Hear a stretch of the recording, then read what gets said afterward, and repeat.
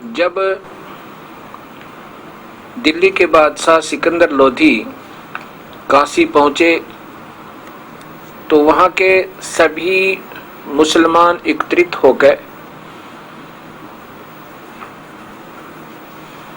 सिकंदर लोधी के पास गए और कहा कि हे राजन, हमारा तो दीन भ्रष्ट कर दिया। सिकंदर ने पूछा कि किसने कर दिया, मुझे बताओ। कि एक जुलाहा कबीर नाम का धानक, वो हमारे मजहब के बारे में बहुत बुरा भला कहता है और सब झूठ बोलता है।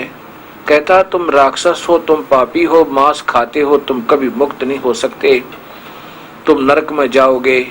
और स्वयं को कहता है कि मैं अल्लाह हूं, मैं खुदा हूं, मैं प्रभु हूं। मुसलमान धर्म के अंदर कोई ये कहे कि परमात्मा आकार में आता है तो कहते उसको सजाए मौत दे दे तो भी थोड़ी है, क्योंकि वो झूठ बोल रहा है। क्योंकि अल्लाह कभी आकार में आता ही नहीं, परमात्मा निराकार है, अल्लाह निराकार है, ऐसा उनका मानना है।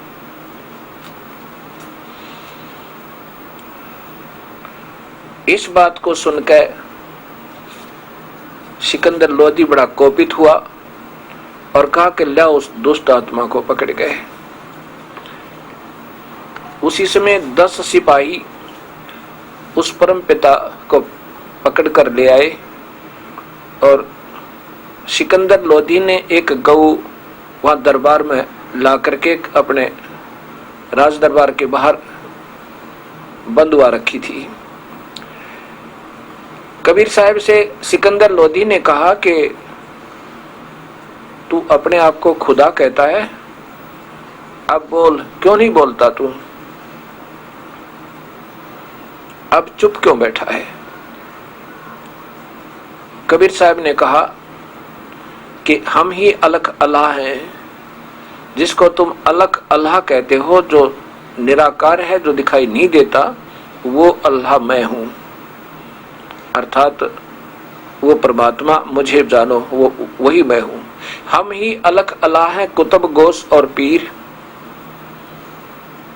गरीबदास जी कहते हैं कबीर साहब यूं बोले, गरीबदास कहते हैं कि कबीर साहब यूं बोले, गरीबदास खालिक धनी, खालिक धनी और हमारा नाम कबीर।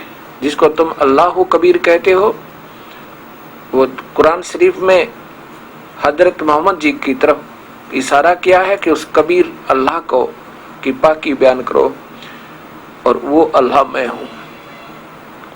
इस बात को सुनकर सिकंदर लोधी बहुत ज्यादा गुस्सा हुआ। कहने लगा यदि तू अल्लाह है, वो गौ बुला मंगा करके सभा में और कहा कि इसको बिस्मिल कर दो। उस गौ के 2 टुकड़े करवा दिए। वो ज्ञाभण थी, गर्भवती थी। 4 टुकड़े हो गए माँ और बेटे के, गाय के बच्चे के, और उस गाय के 4 टुकड़े हो गए उस दरबार में। सिकंदर लोधी ने कहा कि यदि तू अल्लाह है तो कर दे इस गाय को जीवित, और नहीं तो तेरे टुकड़े टुकड़े कर दूंगा। कबीर साहब खड़े हुए और कहा कि ये अल्लाह की पहचान केवल यही नहीं है कि मुर्दे को जीवित कर दे, इसके और भी मेरिट्स होते हैं, प्रभु के अन्य भी गुण होते हैं। इसके साथ साथ कबीर साहब ने एक थपकी ऐसे गऊ का लगाई, एक उसके बच्चे के दोनों टुकड़ों का लगाई, ऐसे गाय के दोनों टुकड़ों का लगाई। ऐसे ही एकदम वो दोनों के दोनों आपस में जुड़ के और जीवित हो गए, निशान भी नहीं था। बोलो कबीर साहेब की जय, सत साहिब। इस लीला को देख के उपस्थित जनों के रूंग रूंग खड़े हुए, क्योंकि दर्शक भी बहुत होते हैं जो यथार्थता को स्वीकार करते हैं। कबीर साहब ने उस गाय के बच्चे को लगा कर गाय के नीचे और दूध दिया, बाल्टी ठोक दी, पूरी भर दी और खड़े होकर कहने लगे, क्योंकि जब तक सारे कप पे कोई ना बोले, क्या कहा, गौ अपनी अम्मा है, इस पर छुरी मत बा, गरीबदास की दूध ने और सभी आत्म खा। क्या बताते हैं, जाममड़ी का दूध पीवत हो और दही गरत बहु खाई, और उसको फिर तुम हलाल करत हो लेकर करत कसाई। अब कुछ भी कह रहे हैं सतगुरु, वो परमेश्वर कोई नहीं बोल रहा, सब मौन खड़े हैं। गोसत माटी चाम उदेड़ा, ये रूह कहाँ पहुंचाई, उस दरगाह की खबर नहीं, इतने कौन हुक्म तय ढाई ढाई माने किस हुक्म तो मार दी, कोई आदेश है तेरे को मारने का? प्रभु का आदेश मांस खाना नहीं है, पवित्र बाइबल प्रत्यक्ष प्रमाण देता है।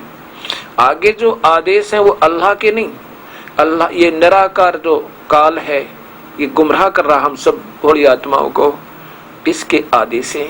और वो चाहता है कि ये भक्ति मार्ग सही ना पकड़े और ये पापी बनकर यही मेरे चक्कर में पाप कमा कर और यहीं पर जन्म और मरण के अंदर पड़े रहें। हक हक कर मुल्ला बोले बस मस्जिद बंग सुनाई, और 300 रोजे रखो और फिर खून करो। ओए होए, ये भाई स्वर्ग ना पहुंचो भाई, ऐसे स्वर्ग नहीं जा सकते। सूर गऊ की एक कमाटी आत्म रू इलाही, ऐसा ही तो हिंदुओं ने सूर मारा, ऐसा ही गऊ मारी मुसलमानों ने, कहते दोनों की एक आत्मा है। आत्म रू इलाही गरीबदास वो एक साहिब जिन ये उमत उपाई। उसी सूअर को बनाने वाला भी वही परमेश्वर, गाय का भी वही पिता। अब किसी पिता के पुत्र को चाहे तो बड़े को मार दे और चाहे छोटे को मारे, उसको दर्द बराबर होता है। आगे फिर बताया कि दिल ही अंदर हुजरा काजी, दिल ही अंदर हुजरा, और कर उस साहिब से मुजरा, उस परमेश्वर तक मुजरा करे ताकि प्रसन्न हो, तेरे गुनाहों को माफ करे। ऐसे पाप करो ना करवाओ। अब कबीर साहब बता रहे हैं और सब मौन होकर सुन रहे हैं। मक्का मदीना दिल ही अंदर काबे को कुर्बाना, और काहे लेट नमाज करत हो खोजो दिल अस्थाना। भाव ये है कहने का कि केवल इस प्रार्थना से प्रभु प्राप्ति नहीं है, उस परमेश्वर का नाम लेकर फिर उसकी प्राप्ति करो। 70 काबे देख नूर के और खोल केवाड़ी झांकी, तापर एक गुमट है गोबी और पंथ डगरिया बाकी। हक हक कर मुल्ला बोले काजी पढ़े कुराना, और जिनको ओ दीदार कहा जो काटे गला बिराना। कबीर साहब कह रहे हैं कि हक हक तक मुल्ला बोले और काजी पढ़े कुराना, बकरे का काट रहे हैं और फिर वो हक हक करता है। हक का अर्थ होता मैं बिल्कुल सही कर रहा हूं, और बेहक करता जा, प्रभु के किए हुए बनाए हुए जीव को मार रहा, ये हक है नहीं। कबीर साहब बता रहे हैं हक हक कर मुल्ला बोले काजी पढ़े कुराना, और जिनको वो दीदार कहा जो काटे गला बिराना। हे मालिक, जो दूसरे की गर्दन काटते उनको कद भगवान दर्शन देगा। फिर कहते हैं अरस कुरस पर अल्लाह तकत है खालक बिन्नी खाली, वे पैगंबर पाक पुरुष थे साहिब की अब्दाली। हजरत मोहम्मद जैसे, हजरत मूसा जी जैसे, हजरत आदम जी जैसे, हजरत इब्राहिम जी जैसे, वो तो पवित्र आत्मा थी, पाक पुरुष थे, उस परमात्मा के कृपा पात्र थे। वो पैगंबर पाक पुरुष थे साहिब के अब्दाली। अरस कुरस पर अल्लाह तो कुछ हो और इस खाले के बिन नहीं खाली। हजरत मोहम्मद को नहीं गोश्त खाया। ओए कितना प्रमाण दिया है कबीर साहब ने, गरीबदास जी ने। कहते हजरत मोहम्मद ने नहीं गोश्त खाया, गऊ न बिस्मल की थी, एक बेर कहा मनी मोहम्मद ता पर एती बीती। नबी मोहम्मद नमस्कार है, ये राम रसूल कहाया, और 1,80,000 को सौगंध जिन नहीं कर चला। 1,80,000 जो महापुरुष हुए हैं उनको नमस्कार है, उन्होंने कभी कसम है उनकी, उन्होंने ऐसा जुल्म नहीं किया जैसा तुमने शुरू करा दिया। अब सिख धर्म में कीड़ी भी नहीं मारते थे, मांस तो बहुत दूर की बात है। और आने वाले 100 वर्ष के बाद कोई ये कहेगा कि सिख धर्म में मांस नहीं खाते थे, वो 10 गुरुओं ने कभी मांस तक छुआ भी नहीं था, तो ये मानने को ना, क्योंकि इतना सतर गिर गया हमारा। ऐसे ही मुसलमान धर्म में मांस को छुआ भी नहीं करते थे, महापाप मानते थे। ये तो कुछ कारण ऐसा बन गया था, युग काल फिर नचा दे सही बूढ़ी आत्माओं को।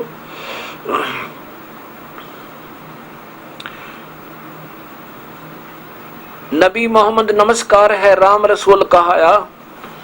ये तो आदरणीय हंस हुए हैं पैगंबर हजरत मोहम्मद जी जैसे हजरत इब्राहिम, हजरत आदम जैसे, हजरत मूसा जी जैसी, नबी मोहम्मद जैसी महापुरुष तो कहते हैं आदरणीय है, उनको नमस्कार करता हूँ। वो राम रसूल कहाया, वो भगवान का रसूल बन के आया था, लेकिन काल के दूतों ने फिर भी चला दिया। लेकिन फिर भी उन्होंने जुल्म नहीं किया। 1,80,000 को सौगंध कसम, 1,80,000 पैगंबरों की, उन अनुयायियों की जो पवित्र आत्मा थी, उन्होंने कभी कर्द नहीं चलाया, ऐसा जुल्म नहीं किया। वही मोहम्मद, वही महादेव, वही आदम, वो ब्रह्मा, वही मोहम्मद, वही महादेव, वही विष्णु, वही ब्रह्मा। गरीबदास दूसरा कौन है, देखा अपने घर में, वही तो मोहम्मद वही महादेव, भगवान शिव के ही गण बनकर, एक गण, बहुत अच्छी भक्ति युक्त देव आत्मा, ये हजरत मोहम्मद शिव के लोक से आया था। और वही हिंदू शिव के पुजारी, और दोनों लड़े लट्ठम लट्ठा। नादान बालक लड़ते हैं, एक छोटा सा बच्चा होगा ना, और दूसरा उसको कह देना ये मेरा पापा है, दूसरा कहेगा मानूंगा मेरा पापा। दोनों लड़ रहे हो, उसका कपड़ा पकड़ रहा, उसके मुंह ने पकड़ रखा। कोई पूछे क्यों लड़ रहे हो, ये कहता है मेरा पापा है, वो कहता नहीं मेरा पापा, फिर लड़ने लग जाते हैं। ऐसे नादान जी ने कुछ नहीं पता कैसे हो, क्योंकि इन विचक्षण चतुर गुरुओं ने सच्चाई नहीं बताई इन बूढ़ी आत्माओं को। ना तो 1% भी लड़ाई कोई ना। मजहब तो अच्छाई की तरफ होता है। मांस, मिट्टी, शराब, बीड़ी कभी छूना भी नहीं चाहिए, और शराब कभी नहीं छूनी चाहिए अगर भक्ति करनी है तो।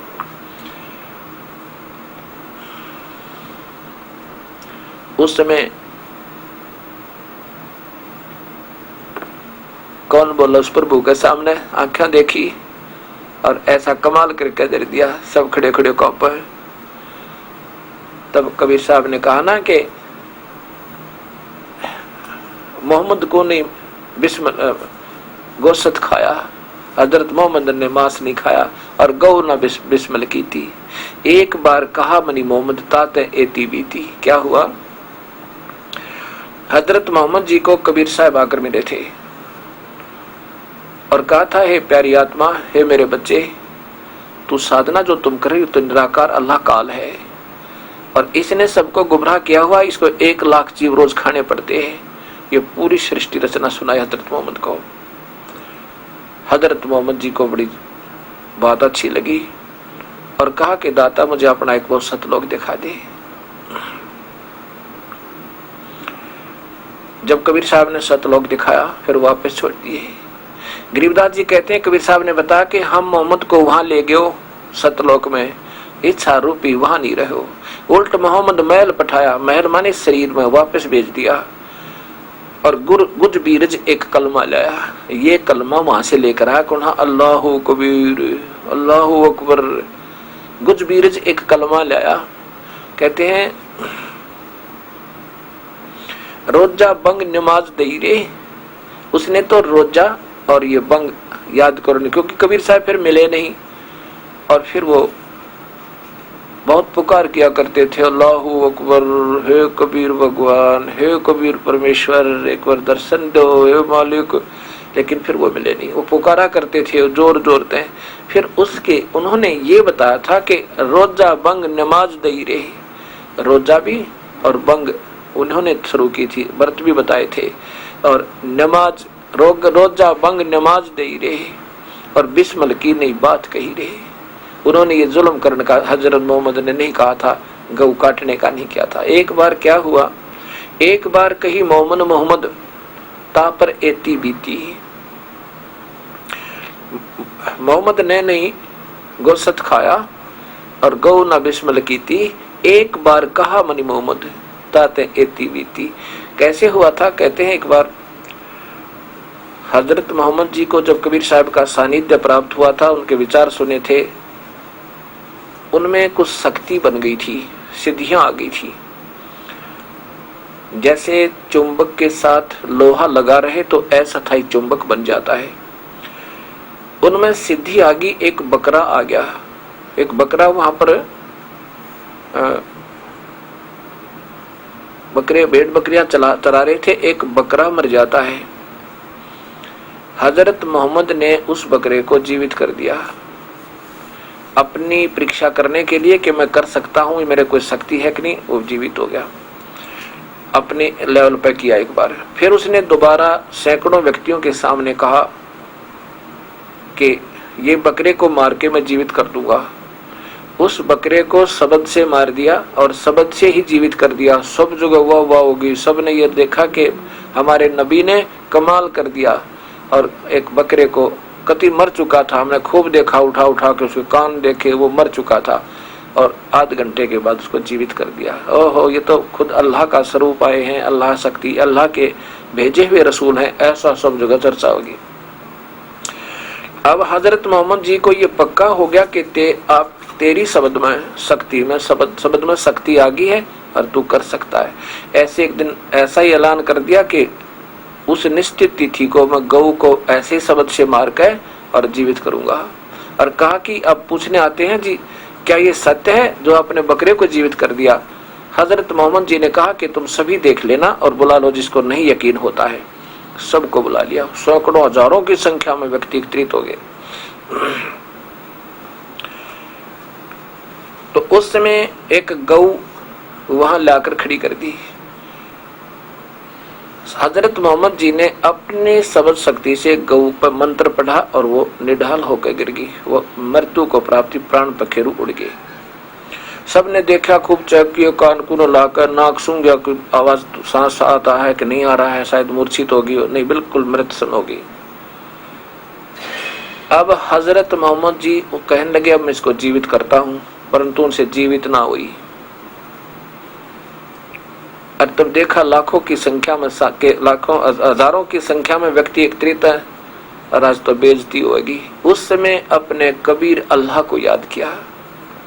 यहाँ गरीबदास जी ने लिखा है कि कबीर साहब ने बताया, जब हम मोहम्मद याद किया रे, जब हमको हजरत मोहम्मद जी ने याद किया रे, और शब्द स्वरूपियों बेग गया रे, मुई गऊ हम तत्काल जवाई। उस समय कबीर साहब और कबीर परमेश्वर केवल मोहम्मद जी को दिखाई दे रहे हैं और जाके उस गऊ के ऐसे थपकी लगाते वो जीवित हो जाती है।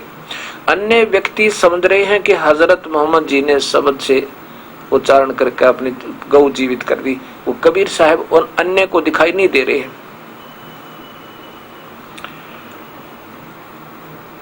कहते हैं हम मोहम्मद याद किया रे, बेग शब्द स्वरूपी हम बेग गया रे, मुई गऊ हम तत्काल जवाई, तब मोहम्मद का निश्चय आई, तुम कबीर अल्लाह दरवेशा। ओए होए, तो वास्तव में तो आप अल्लाह हो और दरवेश भी आप ही हो, आप भी संत बनकर आए हो। तुम कबीर अल्लाह दरवेशा और मोहम्मद का गया अंदेशा, यानी सब संशय मिट गया कि आप अल्लाह हो। तो अब उस दिन को अन्य मुसलमानों ने ये सोच लिया कि हमारे हजरत मोहम्मद जी ने या गऊ जीवित कर दी। वो दिन नोट कर लिया, जिस दिन बकरा मारा था वो बकरे का दिन मारने का नोट कर लिया। जब तक हजरत मोहम्मद साहब रहे उन्होंने कोई ईद और बकरीद और ये बिस्मिल गऊ नहीं होने दी, बिल्कुल भी। उसके बाद हजरत मोहम्मद ने बहुत कबीर साहब को याद किया पर फिर दर्शन नहीं दिए, क्योंकि कबीर साहब ने कहा था ये पांचवा वेद कतेब, वेद कहो चाहे कतेब कहो, ये चारों एक ही जैसा वर्णन है, मिलता जुलता वेदों और कतेबों में, यानी कुरानों में। तो पांचवा सूक्ष्म वेद तो ये दास बता रहा है, यही साहिब कबीर ने हजरत मोहम्मद को दिया था कि ये अब समाज में तू बता दे। लेकिन हजरत मोहम्मद उस समय अपने हिसाब से जो मार्गदर्शन करना था वो कर चुके थे। अब यहाँ समस्या आ जाती है, मान बढ़ाई और फिर आप आपसी उसमें भाई अब क्या बताऊं, पहले मैं क्या बता रहा था, इस करके हजरत मोहम्मद जी ने कबीर साहब के सूक्ष्म वेद को अर्थात सत्य ज्ञान को प्रचार करना स्वीकार नहीं किया। उसके बाद कबीर साहब ने उन्हें दर्शन नहीं दिए। उन्होंने बहुत याद किया, बहुत कोशिश की, पर उसके बाद उन्हें दर्शन नहीं दिए। ऐसा ये कहानी थी। फिर क्या हुआ, ये कैसे कहानी बिगड़ी।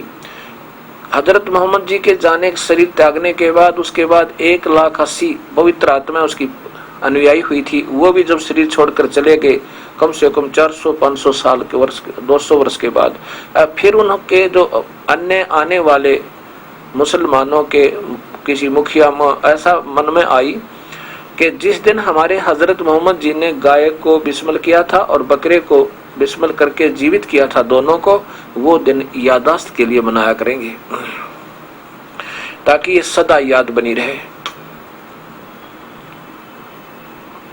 और उसके लिए वो दिन नियत कर लिया। और साथ में ये कहा कि हम खाएंगे नहीं मांस को, हम गऊ को प्यार से बिस्मिल करेंगे, बकरे को भी प्यार से हलाल किया करेंगे और मंत्र बोलते रहेंगे ताकि हमें याद रही रहे। ऐसा ही करने लगे। जिस दिन वो बकरा जीवित किया था उस दिन, और फिर कुछ समय के बाद वो गऊ जीवित की थी, मरती हुई करी तो थी कबीर साहब ने जैसा भी, तो उस दिन को मनाने लगे। मुसलमान मांस नहीं खाते थे, शराब नहीं छूते थे, बीड़ी सट्टों का बिल्कुल प्रयोग नहीं करते थे।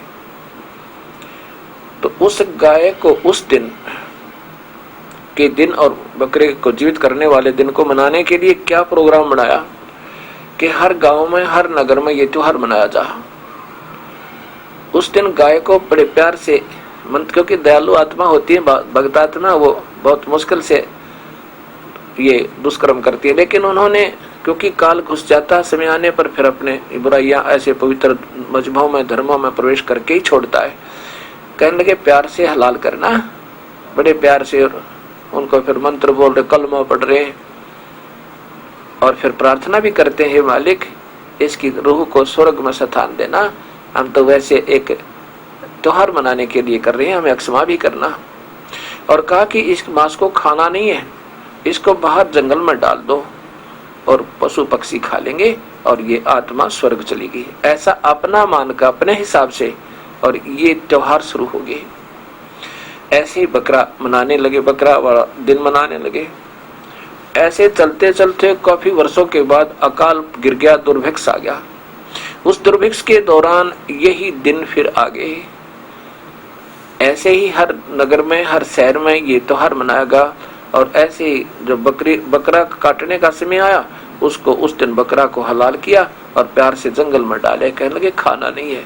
उस समय इतना भूख, अकाल गिर गया था, दुर्भिक्ष गिरा था कि इंसान को भी इंसान खा ले तो भी कम नहीं, इतना भूखा मर गए। सब जगह त्राही त्राही मची हुई थी। उस समय किसी मुसलमान ने, एक दो भूखे मर्दों ने उस बकरे के मांस को खा लिया जो हलाल करके जंगल में डाला था। इस बात का पता मुसलमानों को लगा और कहने लगे इसने जुल्म कर दिया, मुसलमान होकर मांस खा लिया, ऐसा किया कि इसको सजा दी जाए, इसने जुल्म कर दिया है, हमारे धर्म में ऐसा नहीं होता है। तो ऐसी ऐसी घटना हर नगर में, हर गांव में होगी, एक एक दो दो।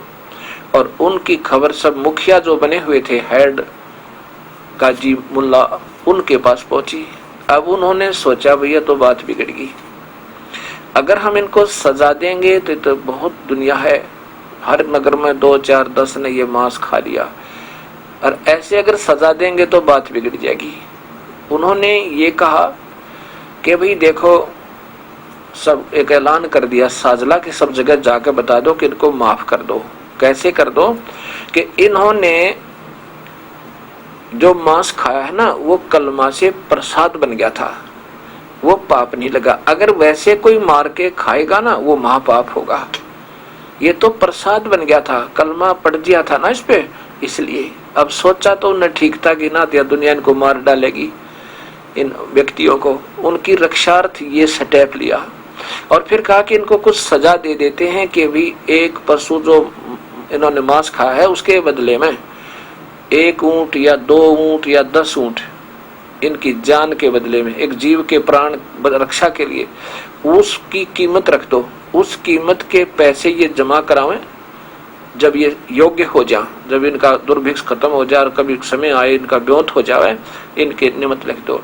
उस ऊंटों को बेच के और फिर एक सामूहिक प्रसाद बना के, हलवा खीर आदि बना के सब भंडारा प्रभु के नाम, अल्लाह के नाम निमित्त करके खाएंगे।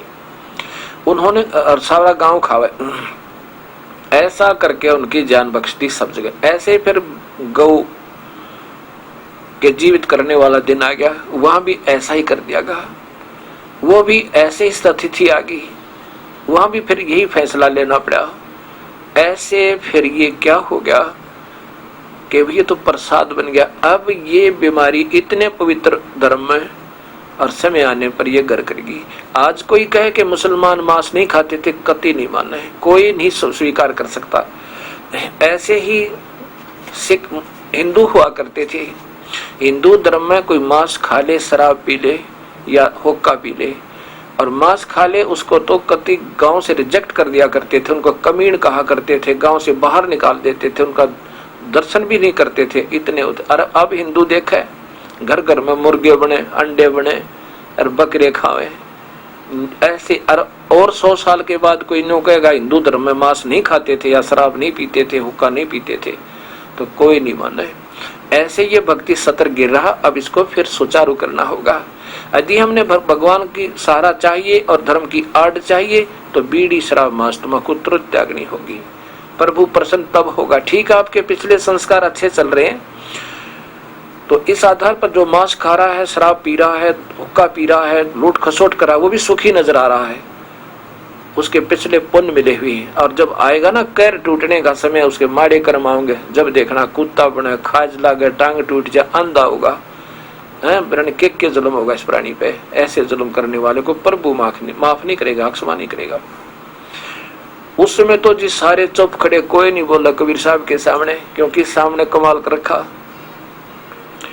तब कबीर साहब ने बताया था कि मैंने ही हजरत मोहम्मद के सामने जाके ऐसे गौ जीवित की थी। पर वो जो मोटे वो होते ना महात्मा गुरुदेव, उनने सोचा तुम्हारी तो बात बिगड़ जाएगी, ये बुढ़िया जनता अगर सच्चाई मान लेगी तो तुम्हारी रोजी रोटी की, तुम्हारी बेइज्जती होगी। उन्होंने जब तक बोले कोई ना, सब खिसक गए और सिकंदर लोधी चरणों में गिर गया, दंडवत प्रणाम की समेत मुकुट कहे उस परवरदिगार कहे दिल्ली के बादशाह ने, और पालकियों में बैठा के उस कबीर परमेश्वर को उनकी झोपड़ी में भेजा, कबीर साहब के घर में। और आगे आगे कहते हैं, ये यहाँ तक लिखा है, बताया सतगुरु ने कि उनके जहां से वो जा रहे थे ऐसे बाजे भी बजाते हुए। उसके बाद वो कबीर साहब अपने घर पहुंच गए। वहां जाकर उसकी माँ ने कहा, कबीर साहब की मुंह बोली माँ, माता नहीं थी उनकी, निरुनी माँ को, जिनको वो मिले थे।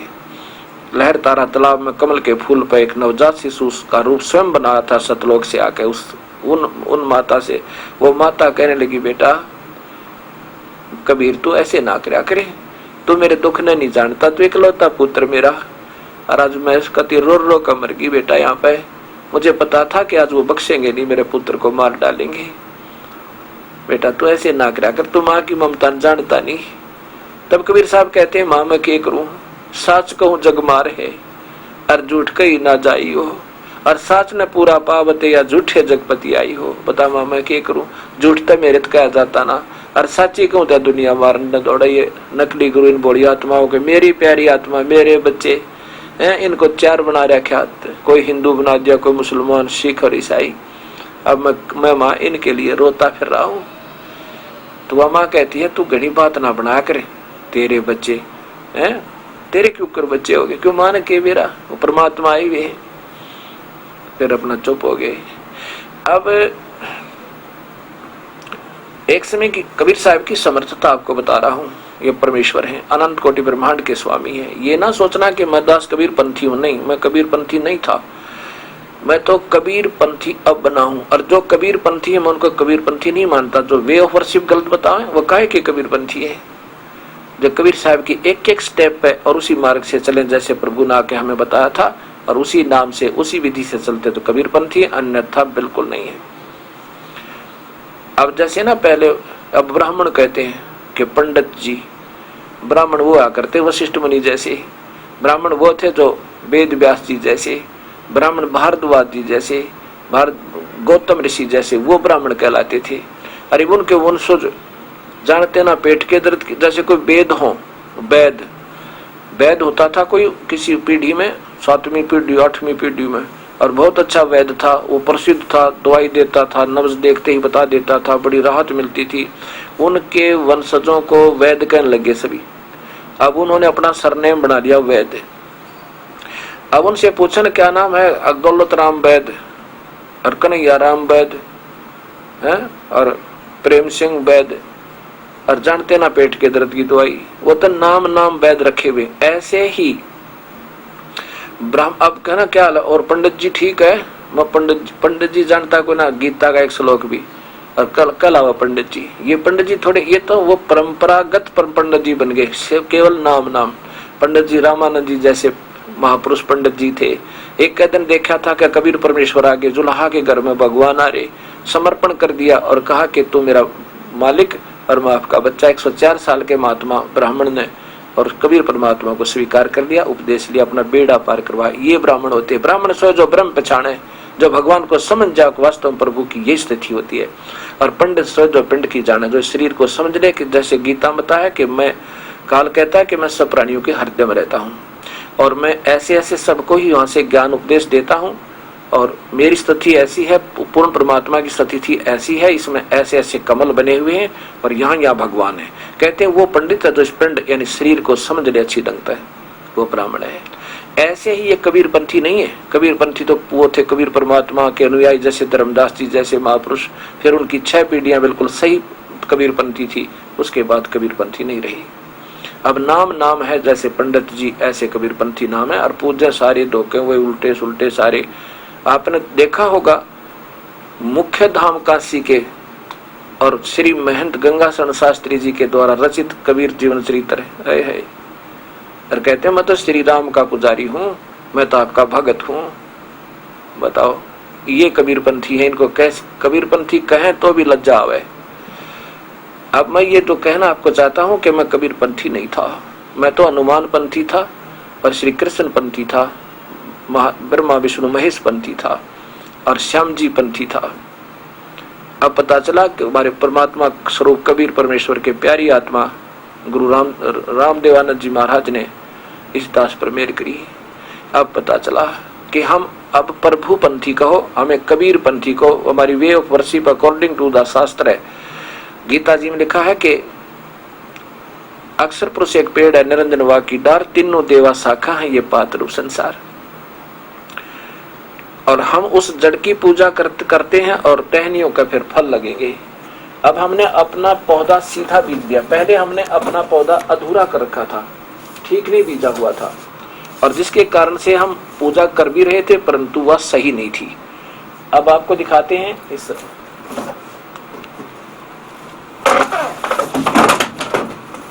ये देखिएगा, हमने पौधे को ऐसा बीजना चाहिए था। ये भक्ति रूपी पौधा है। अब हम सभी सही प्रभु पंथी बने हैं जब हमने सही ज्ञान हो गया। ये देखिएगा, सीधा बीजा हुआ भक्ति रूपी पौधा अर्थात शास्त्र अनुकूल साधना। अक्षर पुरुष एक पेड़ है, निरंजन वा की डार, तीनों देवा शाखा, ये पात रूप संसार। यहां से ऊपर पेड़ होता शुरू समझ लिया, इसे नीचे जड़े हैं, तो ये जड़ कबीर परमेश्वर है, पूर्ण ब्रह्म है, और ये पर ब्रह्म है तना अक्षर पुरुष। और ऊपर देखिए, इसकी पूजा करेंगे हम तब ये इनको जाकर, ये एक डार निरंजन समझो, इस तने पेड़ के ऐसी ऐसी डारें घनी होती हैं और इस डार के आगे 3 शाखाएं, ये ब्रह्म है क्षर पुरुष, ये काल भगवान, और इसके 3 पुत्र रजगुण ब्रह्मा, सतगुण विष्णु, तमगुण शिव जी, ये 3 शाखाएं हैं। ये गीता जी के अध्याय नंबर 15 के श्लोक नंबर 1 और 2 के अनुसार स्पष्ट है। अब हमने ये देखिएगा, हमने ऐसे भक्ति करनी थी, ये पौधा भक्ति का ऐसे बीजना था, इसमें नाम, इसकी पूजा करनी कबीर परमेश्वर की, और फिर फल लगेंगे इन ब्रह्मा विष्णु में। इसके ये अपने प्यारे हो गए, ये आदरणीय हो गए, ये पूजनीय हुए। अब क्या ये बुरे लगेंगे हमें? कभी नहीं। ऐसे हमें भक्ति मिली, और पहले हम उल्ट करा रखी थी नकली गुरुओं ने। अब हमने पहले हम कैसे कर रहे थे ये देखिएगा, पहले ये कर रखा हमने सबने, चाहे हिंदू है, मुसलमान या सिख या ईसाई। अब यहाँ ऐसे अड़े हुए हैं थे हम, उल्टा लगाया हुआ भक्ति रूपी पौधा शास्त्र विरुद्ध साधना, वो शास्त्र अनुकूल साधना है। अब टहनी बच्चे की जैसी पूजा है, ये टहनी नीचे ने गमले में गाड़ दी और जड़ ऊपर को कर रखी, बताए कैसे प्रफुल्लित हो। इसलिए सभी भक्तिहीन हो गए, कहते हैं भगवान ये नहीं कर सकता, भगवान ऐसे नहीं कर सकता, इसलिए क्योंकि कुछ नहीं कर सकता। जब पौधा उल्टा ला दिया ना, वो सूख ही जाना, कुछ दिनों में बर्बाद हो जाएगा। ऐसे है पूर्ण ब्रह्म सत कबीर, ये जड़ है, ऊपर को मूल वाला, नीचे को शाखा वाला, ये संसार रूपी वृक्ष है अर्जुन, जिसकी तीनों गुणों रूपी विषय विकारों की शाखाएं सब जगह फैली हुई है। अब ये यहाँ से पूजा शुरू कर रहे हैं, कैसे पार पड़े ब्रह्मा विष्णु महेश से। हमने पूजा उनकी जड़ की करनी है और फल यहाँ लगेंगे, इसको सीधा कर दिया, एवं हम सफल हुए। यही दास बताना चाहता, यही कबीर साहब हमें बताया करते थे।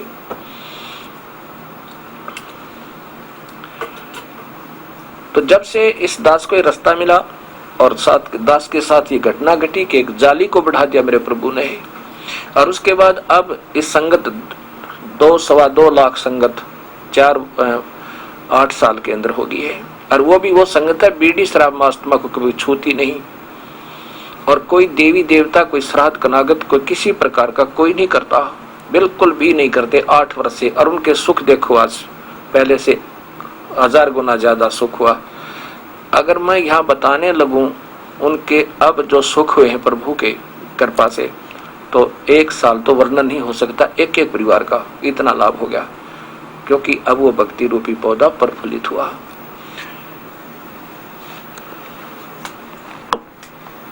अब एक समय की बात है कि काशी के राजा काशी नरेश वीर देव सिंह बघेल, वो बड़े अभिमानी अहंकारी प्राणी थे। एक बार उन्होंने सत्संग करवा रखा था अपने बाग में, और स्वयं अपनी कोठी में विश्राम कर रहे थे। वहां गाने बजाने वाले, जागरण करने वाले अपने कर रहे हैं, वो बैठे आरामतः। अके जाती दफा इनको 10-10 रुपए दे दूंगा, कूदते जाएंगे ये महात्मा। ऐसे वहां सत्संग हो रहा था, कीर्तन हो रहा था, कबीर परमेश्वर जा विराजी। और कबीर साहब ने से कहने लगे वो उपस्थित महात्मा जन के, आप भी भगत जी कोई सुना दो भगवान की महिमा। कबीर साहब ने कहा कि अब सूर्य को दीपक क्या दिखाऊं, आप महापुरुष सुना ही रहे हो। नहीं, आप भी सुनाओ कुछ संगत को। कबीर साहब ने बताया कि जिस ब्रह्मा और विष्णु और शिव को तुम अजर अमर कहते हो, वो अजर अमर नहीं है, ये तो नासवान है। ये तो नासवान है, इनकी तो बहुत, इनकी पूजा तो करनी मूर्खों की पूजा है। उस समय जी सारे महात्मा नाराज हो गए, कहने लगे अच्छा सिरफिरा आया ये क्या बात करे हो आप, क्या कमाल कर दिया आप, कैसी बात करे हो। अब उस समय सब भोली जनता थी, कोई समझ नहीं सकता कैसे माने, क्योंकि सब बहकारे झूठ बोलता है तो नादान है, इसको क्या मालूम है, कहीं नहीं लिखा ऐसा। लेकिन अब ये समाज अनजान नहीं है, आपके सामने प्रत्यक्ष होगा। प्रमाण के लिए देखिएगा, श्री देवी भागवत महापुराण गीता प्रेस गोरखपुर से प्रकाशित।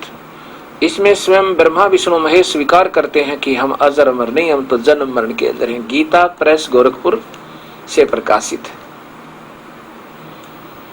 श्री मद देवी भागवत, केवल हिंदी। अब इसका प्रकाशन कहां से है ये देखना यहाँ पर।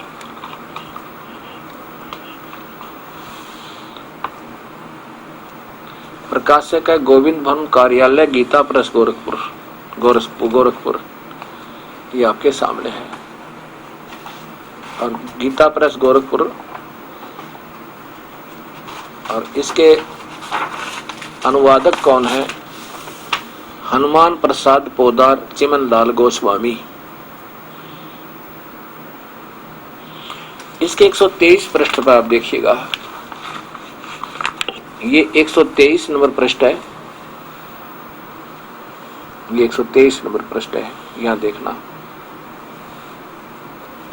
भगवान विष्णु कह रहे हैं अपनी मां शेरा वाली से, दुर्गा से, कहते हैं तुम शुद्ध स्वरूपा हो, यह संसार तुम्ही से उद्भासित हो रहा है, ये संसार तुम्ही से उद्भासित हो रहा। मैं ब्रह्मा और शंकर, भगवान कह रहे हैं, भगवान विष्णु, मैं ब्रह्मा और शंकर, हम सभी तुम्हारी कृपा से विद्यमान हैं। हमारा आविर्भाव, जन्म, तिरोभाव माने मृत्यु हुआ करता है। केवल तुम ही नेता हो, जगत जननी हो, प्रकृति और सनातनी देवी हो। अब इसी के यहाँ देखिए साथ में भगवान शिव कहते हैं, भगवान शंकर बोले, हे देवी, यदि महाभाग विष्णु तुम्ही से प्रकट हुए हैं तो उनके बाद उत्पन्न होने वाले ब्रह्मा भी तुम्हारे बालक हुए, और फिर मैं तमोगुण लीला करने वाला शंकर क्या तुम्हारी संतान नहीं हुआ? अर्थात मुझे भी उत्पन्न करने वाली तुम ही हो। अब देखो, अब ये 123 पृष्ठ दोनों को इकट्ठा ही देखिएगा। अब देखो वही 123 पृष्ठ है ये सामने, और ये बिल्कुल यहां से शुरू किया था दास ने, और ये यहां पर, और नीचे यहां देखो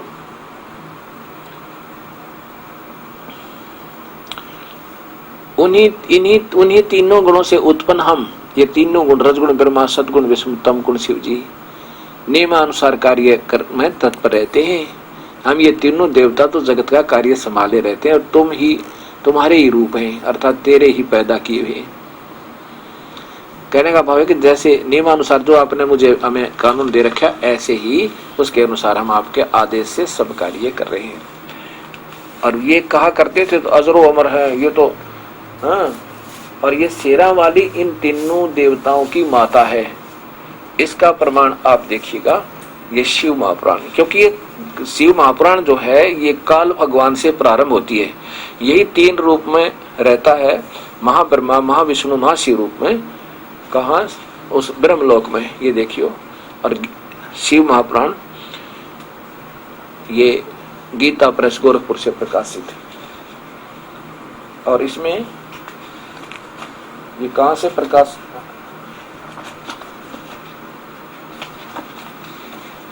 ये देखो शिव महापुराण, नीचे देखिएगा इसका प्रकाशक कौन है, हनुमान प्रसाद पोदार। ये इनका हिंदी टीका करने वाला है।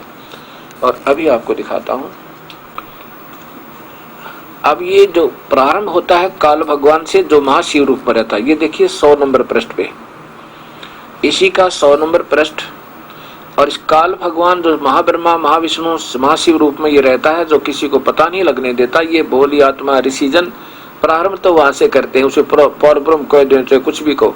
जिस परब्रह्म के विषय में ज्ञान और अज्ञान से पूर्ण उक्तियों द्वारा इस प्रकार ऊपर बताए अनुसार विकल्प किए जाते हैं। विकल्प शब्द मतलब संकल्प है, विकल्प है, अंदाजे लगाए हैं। उनके कुछ काल के बाद सृष्टि समय आने पर द्वितीय की इच्छा प्रकट की, उसके भीतर एक से अनेक होने का संकल्प उदित हुआ।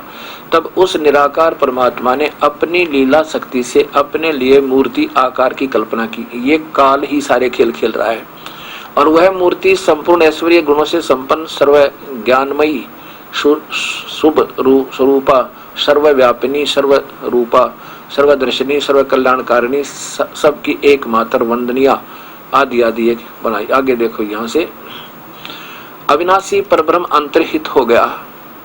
बता, ये काल इन तीनों पुत्रों को पैदा करके स्वयं तो अंतर ध्यान हो गया कि मैं आज के बाद किसी ने दर्शन नहीं दूंगा। जो मूर्ति रहित परब्रह्म है उसकी मूर्ति है।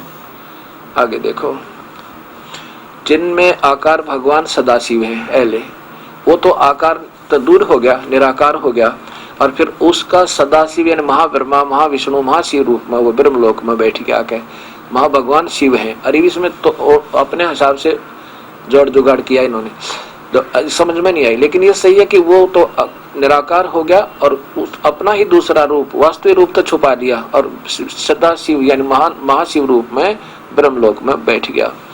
और उसी को अर्वाचीन और प्राचीन विद्वान उन्हीं को ईश्वर कहते हैं। उस समय एकाकी रहकर इच्छा अनुसार विहार करने वाले उन सदाशिव ने अपनी विग्रह से स्वयं एक सवर रूप भूता शक्ति सृष्टि की, जो अब उनके अपने श्री अंग से कभी अलग होने वाली नहीं थी। उस पराशक्ति को प्रधान प्रकृति गुणवती माया या अष्टंगी यानी उसके शरीर से निकली थी। इनको ज्ञान नहीं ऋषियों ने, क्योंकि पूरा ज्ञान नहीं देने देता, बुद्धि तत्व की जननी तथा विकार रहित बताया। उसकी शक्ति वही शक्ति अंबिका कही गई। उसी को प्रकृति सर्वेश्वरी और त्रिदेव जननी, ये दास ये बताना चाहता था, ये प्रकृति देवी ब्रह्मा विष्णु महेश की माता है।